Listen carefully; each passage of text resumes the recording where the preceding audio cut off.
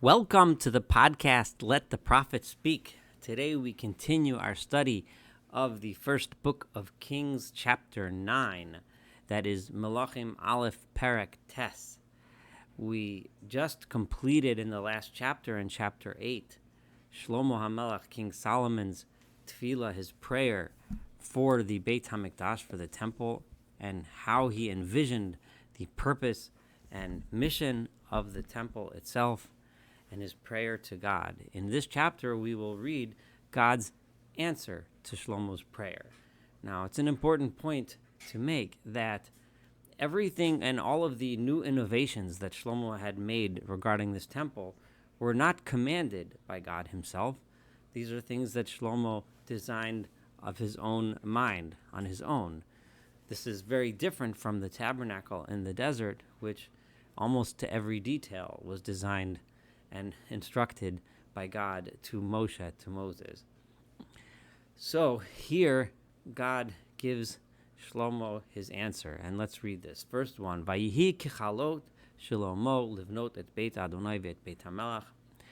And it happened when Shlomo completed building the house of God, the temple, and the house of king, the palace, ve'et kol cheshek Shlomo, and all of the things that Shlomo had desired, asher chafetz la'asot, that he wanted to make. In other words, it makes it clear that these things were Shlomo's plan, Shlomo's desire, that he had wanted to do.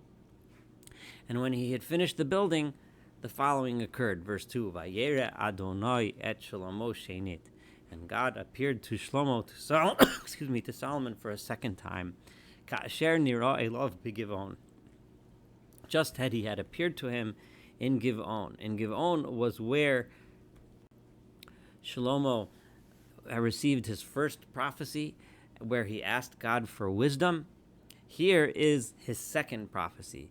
So the inference here is that Shlomo used his wisdom to build and achieve the kingdom, and to build the Jerusalem as a center for wisdom, a center for learning, a center for international commerce, to build up his alliances, and so on. And then he used his wisdom to build the Beit HaMikdash, the temple, his palace, and everything else that he built. And now he prayed that this temple should be a center of worship, a place for people to direct their hearts and improve their lives and improve themselves in order to receive divine guidance in this world. And now God appears to him again with the following answer. Vayomer Adonai Elav, and God said to him, Shamati et tfilatcha ve'et tchinatcha. I have heard your prayer. I have heard your supplications, asher hitchananta lefanai, that you supplicated, that you said, that you begged before me. Hikdashti et habayit hazeh asher bonisa, and I have now made holy. In other words, all the consecrations we do on this world means nothing until God says from above, yes, I approve of this holiness. I have made this house that you have built. Lasum shmi shamar olam. I will place my name there forever, meaning I'll agree. This will be the place where people can direct their hearts in order to serve the one true God. V'hayu einai v'libi sham kol hayamim. And my eyes and heart shall be there, paying attention to what is done there for all time. However, it's not that simple. It has to be a two-way street. Verse 4, V'yatoim telech lefanai, and you, and here that he's referring to Shlomo as a king, if you walk before me, kasher halachta vido avicha b'tom levav v'yosher, if you walk in front of me the same way your father David did, with a pure and complete heart, and with straight, yosher is sometimes translated as uprightness. It means yosher, straightness, honesty. La'asot k'chol asher tzivisicha, and you will do as everything as I have commanded you, chukai, my laws, and mishpatai tishmar, and my rules you will keep. Then v'hakimoti et kisei mamlachtecha al Yisrael olam. Then the throne of kingship will be forever over Israel. Kasher dibarti al David avicha lemar, just like I said to David your father, that there shall not be cut off any man, in other words, any descendant from the throne of over Israel. However, im shov teshuvunatem, but if you turn, meaning you take a different course, you uvenechem e'acharai, and your sons from me, v'lo tishmeru mitzvotai chukotai, and you don't keep my laws and my rules, asher nasati lefnechem, that I'm putting in front of you. V'alachtem v'avatem elohim acherim, and you go and you worship other gods, v'shtachvitem lehem, and you will bow to them. Then v'charati et Yisrael me'al pnei ha'adamah. Then not only will I take you down from your kingdom, but I will cut off the entire nation of Israel from this land, asher natati lehem, that I have given to them. And this house that I have made holy for my name and my honor, ashalach me'al panai, I will get rid of this house, I will send it away from me. And Israel will be an example, an example that people use, a proverb that people say among all the nations, that this is what happens when someone disobeys God. And this house, which will be soon, now that it's built, it will be above, it will be high, it will be so exalted. At this point, whoever passes this place will just be appalled and will just screech or hiss, and say, how could God have done this? Destroyed it and made it so desolate, this land and this great house that was once so great. And they'll say, why is this? Because they abandoned the Lord their God, that took their forefathers Mitzrayim from the land of Egypt. And they went to other gods, and they bowed to them, and they served them. Which is why God brought upon them all of this evil, all of this bad tidings. This is something that we saw this prophecy fulfilled to this day, where the entire theology of the Christian and to a lesser degree, but also Muslim world, is that the Jewish people are abandoned because we did not keep God's rules. We did not live faithfully. This is what the fulfillment of that prophecy that we see to this day. Obviously there are other prophecies. That's not the end of the story of return, the story of redemption, but that's not what God is speaking about here. He's speaking about what's going to happen if we don't behave ourselves. So that was God's response to Shlomo's prayer. He said, yes, I will listen, but on the condition that you as kings and the people as people stay loyal to me and live the way I'm commanding them to live. So now, as we see, God was a little more patient than he indicated here, because we'll see soon in Shlomo's own life, he wasn't so faithful, as we'll see soon, and then other kings that followed Shlomo, other descendants of his, many of them, not all of them, but many of them were very much idolatrous, and God was patient for a while, but after a while, this prophecy is what came true. So let's go on to verse 10. It was at the end of 20 years that he had built the two houses, meaning his own and the temple, his palace and the temple, at Beit Adonai and Beit HaMelech. And Hiram Melech Tsar, Hiram, the king of Tyre, who was such a close ally of Shlomo, we're starting to feel now the cracks in Shlomo's kingdom. We've just reached the height, we've reached the building of the temple, and now we're starting to see the cracks. He built these alliances, and one of his key alliances, well, two of his key alliances, one was with Pharaoh by marrying his daughter, and we learned about how important that alliance was, but possibly more important was his alliance with Hiram, the king of Tyre, and especially because he supplied all the raw materials needed for all Shlomo's construction projects. And Shlomo had made a deal with him. Nisa at Shlomo batseir azimu batseir roshimu vazav l'chol chefzo. Hiram, the king of Tyre, who had supplied Shlomo with all of the cedar wood and cypress wood and gold, Shlomo, in exchange, gave him 20 cities, Be'eretz HaGalil, in northern Israel, near the boundaries of Tyre's kingdom in what's modern-day Lebanon. Vayetze Hiram mitzar, and Hiram left Tyre, L'rot et Te'arim, to check out the towns, Asher Natan Lo Shlomo, that Shlomo had given him. V'lo yashru beinav, and he didn't like the towns. He didn't like them. So here we start seeing a crack in this extremely important alliance. We don't see here, we're not going to see here what Shlomo did to mend this crack, if anything, how deep this rift was. We get the sense now that it was just Hiram, I don't know how great this is. Vayomer meha arim ha'ela. And he said, what are these cities asher nosata li achi? He still refers to Shlomo as achi, my brother, right? But I don't like these cities. Vayikra lahem eretz kavul. And he called them a land that is kavul, which typically means, kavul is something that's locked up. So exactly what does he mean, the land that's locked up? Maybe he means it doesn't produce grain. Maybe he means it's not easy to access. Maybe it means not easy to traverse these lands, or there's all kinds of traditions what it means, but it's clearly a derogatory name, Ad Hayom Hazen, that name stuck until this day. Nonetheless, despite the fact that he wasn't happy with what he got, he still sent the king Shlomo 120 talents measurement of gold. And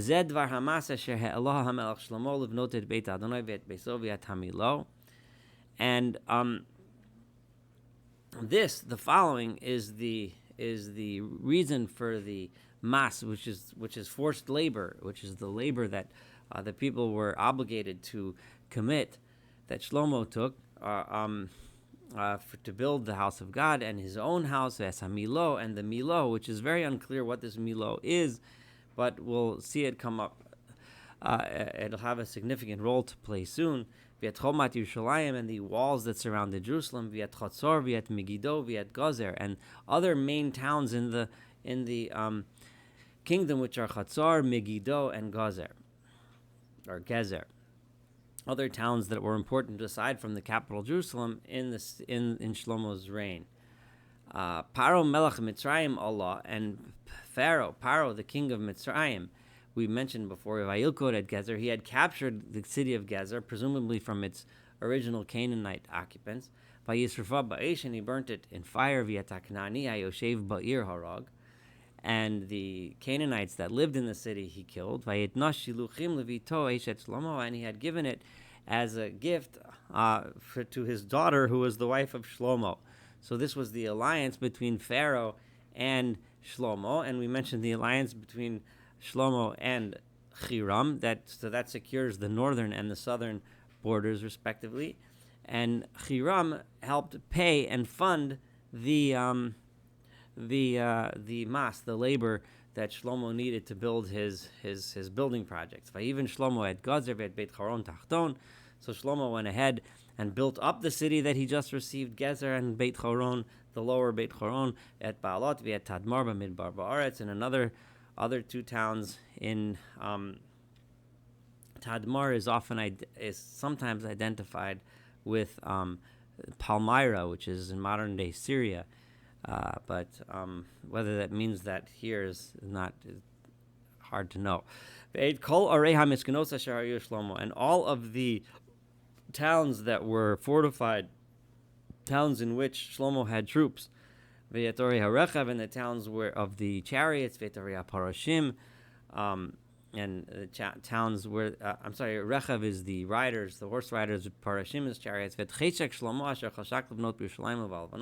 and all the things that Shlomo wanted and desired to build, both in Jerusalem and in the Lebanon, in the northern parts of Chol Eretz Memshalto, and all of the lands that were under his in his kingship.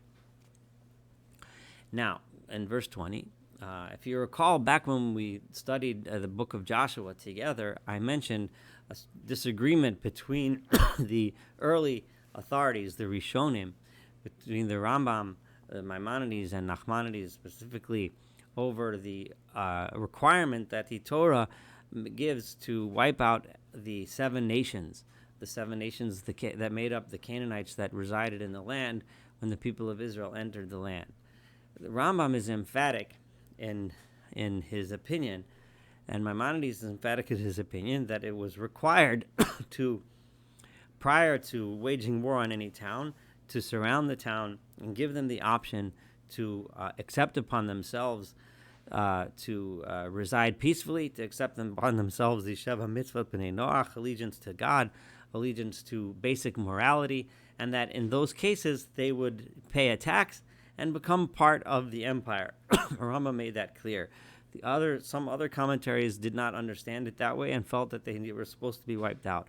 What we're about to read is one of the strongest proofs to Rambam, and because I read the entire book of Joshua that way, and I recommend, if you haven't yet heard my podcasts on Joshua, to go ahead and listen to them, that the following, what we're about to read, is very much a support of Maimonides, and it's very difficult to even understand this in any other way.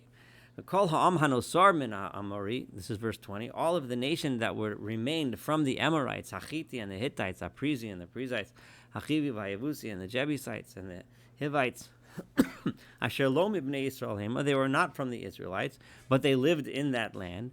B'neim asher notzru achreim ba'aretz, their descendants who lived, who followed, their footsteps and lived in the land of Israel. Asher lo yachlu b'nei Yisrael la'acharimam, that the people of Israel were not able to destroy them. And why were they not able? It doesn't make sense to say that Shlomo, at the height of his kingdom, didn't have the ability to get rid of them. If he wanted to execute them, he certainly could have, given the picture that we've just portrayed of Shlomo's might and power. But it was lo yachlu because they had agreed to let them live in peace, and they were obligated to let them live in peace as long as they were subservient to and taxpayers to and paid their part in supporting the people of Israel in their land. Shlomo made them have to give a required amount of labor to the kingdom until this day. Remember, and early on, we had the impression that Shlomo was the people much more willingly participated in Shlomo's early building projects. But now, all of a sudden, we're talking so much about how much Shlomo had to force people to work. Again, a hint of the cracks beginning to develop in Shlomo's reign. At the height, we've just reached the height, we're starting to see the cracks. His allies aren't so happy. They're still allies, but they're not so happy. His people don't seem to be working. So instead of his people, he looks to the second-class citizens, so to speak, the others, those that they're living in the protection of the land, but they're strangers in the sense that they're not part of the majority culture. They're the minority. So he makes them work. B'nei Yisrael lo nasan Shlomo aved, and from the people of Israel, he didn't make them work. So Shlomo is creating a two-class society here. And so again, we're starting to see cracks, and all of these cracks are going to widen and break out into all-out mess later on, not so much in Shlomo's life, but in the time that succeeds Shlomo, the time after Shlomo, which we will, of course, read about together as we go through the book of Kings. But it's important to note that in this chapter, we're reading of how these cracks and fault lines are starting to develop, even during this time of Shlomo's kingdom. Kihem anshe ha-milchama. Why is it that the people of Israel, he did not make them work, in other words, to work in their building projects? Because they were the warriors and the soldiers. So as is often the case, the upper classes are serving in the military, in the arms of the government, which has the military power to enforce their leadership. They were his servants and officers and assistants, and the people in charge of the cavalry and the chariots. Then the following are those who, in other words, who were in charge of the work of Shlomo. So those were also of the people of Israel. 550 harodim ba'am that were in charge of making the general public work. Haosim ba'malacha, those were the ones who did the work. So they were ruled by about 550 people in charge of the workers. Achbat Paro, however, the daughter of Paro, the quintessential foreigner, but one who brought a significant amount of peace and territory into the new kingdom because of the alliance that Shlomo solidified by marrying her, also Ir David, she left Ir David, El Besa, to her house. Because remember, he had built her a palace similar to his own palace. El Beisa Asher Bana, to the house that Shlomo had built for her, Az Bana et HaMilo. At that was the time when he built the Milo. Exactly what the Milo is, again, is unclear. Some understand the Milo as a place open to the public, a public place of congregation. Some understand it as a place for Paro and for the daughter of Pharaoh to make places for her servants and her family and so on to stay. And so it's not 100% clear what this Milo exactly is. But regardless, we'll get a little bit more understanding of the Milo as we get past Shlomo's life and shooting ahead a couple chapters. We're going to be discussing at length a little bit more about the Milo and its effect on the future of Shlomo's kingdom. But clearly Shlomo is building this, and it's related to the daughter of Paro. And those are the important facts that we need to keep in mind right now. But somehow it was related to Pharaoh's daughter, and somehow this was meant to prop her up and give her something nice and special. And 3 times a year, presumably these are the 3 Chagim, the 3 holidays, Pesach, Shavuot, and Sukkot. He would bring olot shlamim, burnt sacrifices and peace sacrifices on the altar asher banal Adonai that he had built for God. V'yakteri to asher lifnei Adonai, and he brought incense together with those sacrifices on the altar that was before God. That's the altar of incense, which is before God, meaning it's inside the holy part, v'shilam et habayis. And he made sure that the house, the Beit HaMikdash, the temple, was in good shape. He made sure that it was maintained and kept up well. We'll see later there were, of course, times when the maintenance of the building was not kept up well, but it's telling us here that Shlomo made sure to maintain it. He didn't just build it and then neglect it. Va'ani asa hamelech Shlomo betzon gever asher et elot al svat yamsuf be'eretz Edom. What this means is he made ships, he made boats, ani from the language of aniot. He made ships in Etzion Gever, which is near Eilat, which is on the shore of the Yamsuf, of the Sea of Reeds, generally understood to be the Red Sea, Be'eretz Edom, in the land of Edom. Some assume that this is approximately where the modern Israeli city of Eilat is, and ships there would open up a trade route to Africa, to the lands of Ethiopia, a quick route that would bypass land routes through Egypt and modern-day Sudan to the very wealthy and very powerful nations that were then in the area of Africa, now known as the Horn of Africa and the lands of Ethiopia, what's modern-day Eritrea. These were places he wanted to trade with, and possibly even farther out into the oceans. Who knows how far out? Who knows, maybe even as far as India. But these ships would have had the ability to traverse very long distances, and making to this day, the port of Eilat is important for that reason. And how did Shlomo know how to navigate such great distances, and how did he know how to navigate the seas? Well, Hiram, who was in Tyre, who had men who were experienced at the sea. Of course, they were more experienced at the Mediterranean Sea, but they would know how to take long voyages by sea. They would know how to operate boats on open ocean.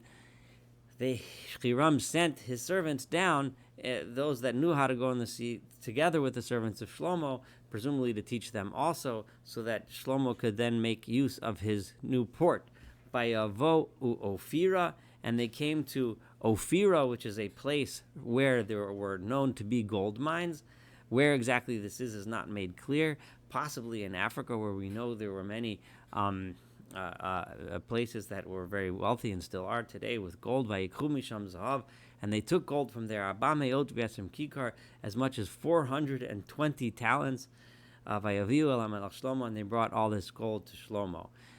This concludes chapter 9, and it's interesting that this lead-in to the next chapter, which we're about to learn, is the famous incident of the Queen of Sheba, who is assumed to be from somewhere near modern day or in modern day Ethiopia. It's showing us now how Shlomo made these trade contacts by opening his port in Eilat. So this would be a argument, the assumption that this Eilat is the same, or at least almost the same as modern day Eilat, is a reasonable assumption to make. And Shlomo continues to build his kingdom, continues to build his contacts. And we're going to learn about the episode of the meeting between the Queen of Sheba and Shlomo in the next chapter 10. The cracks that we are starting to see form in Shlomo's kingdom will not yet break open and not yet tear the kingdom apart, but the seeds have been sown for some of the disasters which we're going to see in the future, mostly after Shlomo passes from the scene. But we still got a significant amount of time before we see that happen. Thank you so much for studying chapter 9 together with me. Looking forward to studying chapter 10 of the Book of Kings and the entire book together. Have a wonderful day.